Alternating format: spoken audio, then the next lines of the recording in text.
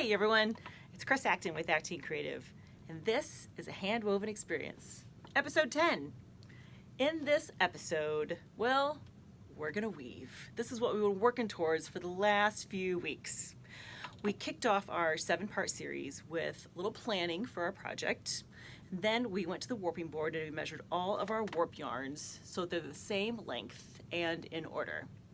Then we sat down and slayed the reed, which is this piece here. We put each of these yarns through one of the slots here, and that'll keep the width consistent in the project. Then we brought the reed and the loom all together and we threaded some heddles. These little metal pieces, do you remember these? These are heddles here. So at this stage when we're threading heddles, we got to choose which yarn would go on which of these shafts here. And that's going to become important in just a minute. And last week, we wound the whole project on. We moved all the yarns to the back so they're wound on the beam there, which leads us to today. We're going to do some weaving. So there's a couple things that you should know as we get into this. First of all, as I mentioned really briefly, these are shafts here. This is a 4-shaft loom. And these shafts are frames that will lift and lower, just like that. And I have yarns that are connected to them. So below the loom here are a set of pedals. They're called treadles in this case. But if I push my left foot down on the pedal on this side, it will lift up shaft 1 and 3. The first shaft, shaft number 1, is always one closest to you, sitting at the front.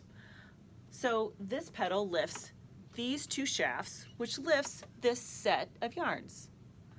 So conversely, when I push on the pedal on the right side, they are connected to shaft 2 and 4, and that lifts a different set of yarns. So for our project today, I'm just going to use those 2 options, 1 and 3 or 2 and 4, which gives me plain weave, it's called. Plain weave is sometimes called tabby, you'll hear that on occasion, but it's just like when you're doing a potholder. Remember when you were a kid, or as an adult, when you're doing a potholder? Over, under, over, under. It's the most basic kind of weaving there is. But that's all the pattern that I'm going to use today. I'm going to keep it very simple. So we've talked a lot about the warp yarns, which are the ones that are through the loom under tension. And let's chat for a minute about the weft yarns, W-E-F-T. Those are the ones that are in your shuttle typically. I am using a big old rag shuttle today. And the way I like to create fabric, at least in this case, is I like to take a few yarns and put them together. I don't know if you can see, but I've got some yellows, a little gold, and a little bit of purple in there because they reflect my warp colors here. So that's what I chose for the other part of the equation, if you will. So let's just get to it. Let's try it. So I'm going to start on this side. I just finished up, I had my yarns ran out, so I had to refill the shuttle. So you see this is our starting point right here. So I'm going to let off some yarn. I'm going to send the shuttle that way. So at this stage, you pull the beater bar forward and then you switch which yarns are up and down. So my shuttle's on the left side and I have shafts 1 and 3 are up. So I'm going to send the rag shuttle back the other direction. I'll pull the beater bar forward and I'll switch. Now shaft 2 and 4 up. So each time I switch my shafts, different yarns are up and down, which gives me my pattern.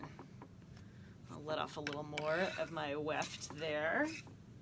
Send that through. And then I'll switch. This fabric that I'm making here is pretty chunky, it's pretty dense. So it's not the kind of thing that you're going to want to use for a scarf or something that has to drape really nicely. This is going to be bulkier, but it's perfect for a handbag, which is what I'm going to use it for.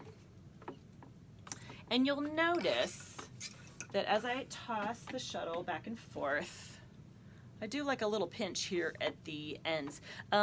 Keeping the edges straight, it's like a lifelong challenge. I've been weaving for 15 years now, just about, and I still have trouble with my edges. I think every weaver kind of struggles with that, so you just kind of find your own system and you go from there. I kind of do a little pinch and I leave it alone. So this combination of threads that I'm using here are kind of whatever. I like to use the kitchen sink, whatever I've got around. Now, part of the reason I can do that is that this type of fabric will be dry clean only.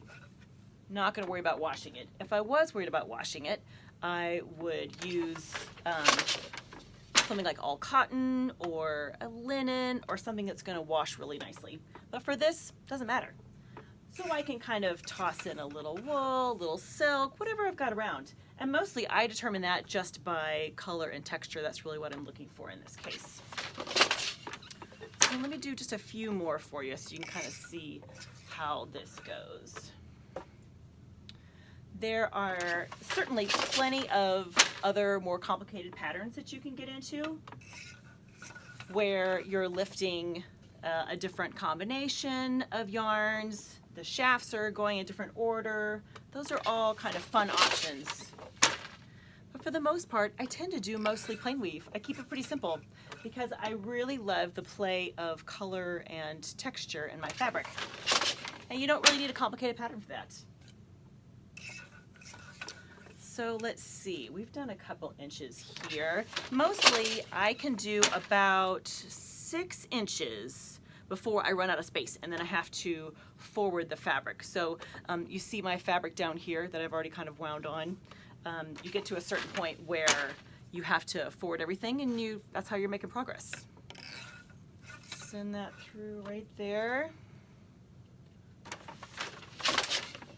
And maybe one more just for good luck.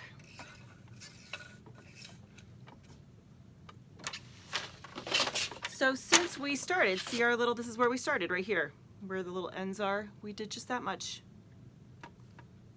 And that's it. That's the magic of weaving. There's really nothing quite like it.